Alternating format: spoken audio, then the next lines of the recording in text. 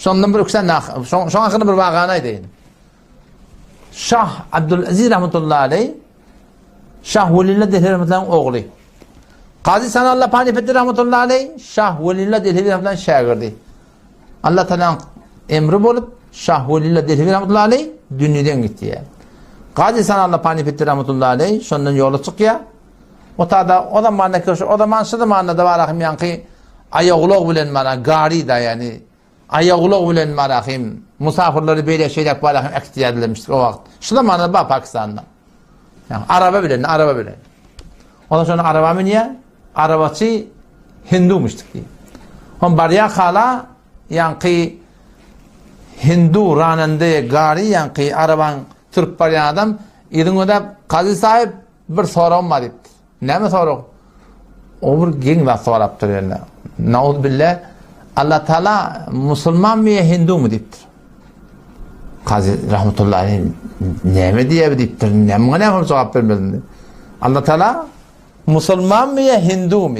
Yormalı olsa Müslümanın uğraqqa uğrayam ya Hindu'nun uğraqqa uğrayam deyip şöyle bir mana verdim olacak ama doktor olsa kafir adam. Neyse Huday diyenin Müslüman mı Hindu mu diye soraptır. Qazi Sana Panipetli rahmetullahi aleyh men bilmem o cevabını heptir. Acip bizim ulamalarımızda şibir kavluk var. Elhamdülillah biz de şunu öğrendik öğretmedi. Bilmeyen zatın bilemek demektik uluqan bir iftikar. Uluqan bir tevazu, uluqan bir pesperlik şey. Mevlana rahmetullahi aleyh Muhammed Yusuf rahmetullahi aleyh huzurunda Seyyid Bukhari'nin der tanımında biz baran yılımız 50. yılıyadlı Seyyid Bukhari'nin der feriplerine şonlar şol 31 nefer şagirtlerin arasında burada sorulsa bilmese men bilemek diye aytır ustad yani bir acip bir tevazu var şolarda. Hatta bollu iş oğlu Molla Abdülkerim Hüseyinpur hafizahullah şu at goştun marahım başlığı şu tadı barahım bonmanı barahım müdiri medrese ihlasa şu tadı ustadın yerine oturan adam hatta men özüm şun kilafın şirket edemde ders veriyor bir tarafta peş geldi. Ertiga ne yaptı? Statım ben dün yalnız düşünüptüm.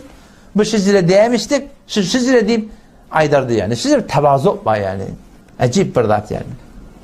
Ondan sonra Qazi Sanallah Panipetli rahmetullahi oldu yankı Hindu sorağına ne oldu sorağı? Allah Teala Müslüman mı ya Hindu mu dedi ya da. Ben bilmem o sorağın cevabını etti. Yani inerekim ustadın yanına varacak. Ustadım men değerli hayırlıqlı Şah Velillah rahmetullahi aleyh hayırlıqlı yine Şah Abdülaziz rahmetullahi yanına varacak. Şon yanına baramda tennitte sonra bir de burada öğreneydi. Cevabını bileydi.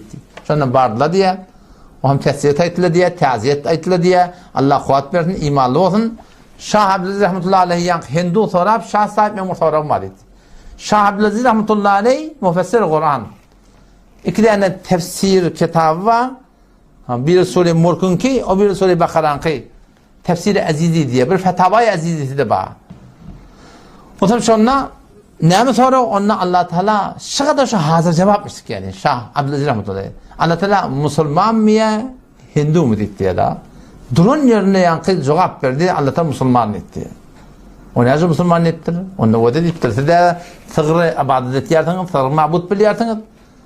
Hani kesen sığır diyeni yol varsa iptu, tike edip kaplan da iptu, it demini iyaya, möcek demini iyaya, şagal demini iyaya, Türkiye'de de iş bir iyaya, Yahudi de sığır iya, Mesihli de sığır iya, Müslümanlık öldürmeyen hakkayt. Nakat Hindu'nun öde ikert bir eğer Allah Teala Hindu olsa şüpherim sığır zamanı zelide khar eder mi? Ki şüpherim marahim öldür ya ihayı olur mu diye sığır hakkında. Allah Teala diye Hindu olsa beyde dimerdi. Allah Teala Müslüman diye de şuna. Acip bir cevap verdi değil mi? Yani düşman neme? Tenqarı bir keppe yıkacak var ya. O da çok ödüne öyle cevap verdi. Allah Teala eğer Müslüman olmaha diye bıcırı diye sizin kavuryan sığırın sizin ibadet ettiğiniz nağıl böyle peşevun içiyordunuz onun için ruku etiyordunuz secde etiyordunuz defelep yörtük geçiyordunuz onu bize zelil khar edip en heme hayvanlara idirip bölük edip idirip insanlara idirip bölük edip bize zelil khar etmerdi diye. Hindu dronlarına la ilahe illallah Muhammed Resulullah ve Müslüman olun diye diyor. Şicre bir acip bir hazır cevap bedin ulamalarımız varmıştık yani işte tipte.